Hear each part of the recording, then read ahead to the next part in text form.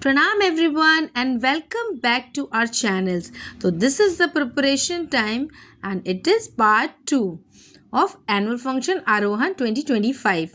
तो यहाँ हम पहुँच चुके थे अपने ट्रॉफीज़ और मेडल्स के लिए और अब बारी थी ट्रॉफीज़ और मेडल्स की, जो कि हमें honourable chief guest, special guests और हमारे बच्चों के लिए हमें लेना था।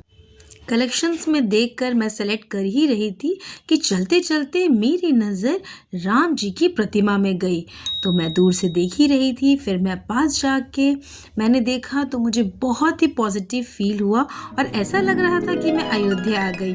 बहुत सारी पॉजिटिविटी लेकर फिर मैं आगे बढ़ गई और अपने कलेक्शंस में मैंने अब तक फाइनल भी कर लिया। फाइनल करने के बाद सीधे हम मेजरमेंट के लिए गए और सेटिंग में अभी थोड़ा टाइम था, साथ ही साथ अभी उसमें लोगो स्टिक होने थे और बहुत सारे वर्क अभी पेंडिंग थे।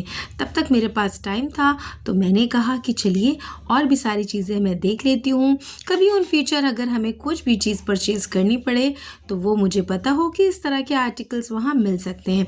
हालांकि ये देखने में भी उतने ही अच्छा लग रहा था, इसलिए भी मैं इस तरफ आ गई और मैंने बहुत सारी चीज़ें भी देखी, जैसे कि बड़े बड़े थारे, बहुत सारे कलश, बहुत सारी घंटियाँ, दिए और जो सबसे बेस्ट चीज़ मुझे लगी वो था मुकुट, जैसे कि कोई राजमहल में आए हों। साथ ही साथ बहुत एंटीक चीज़ें थीं।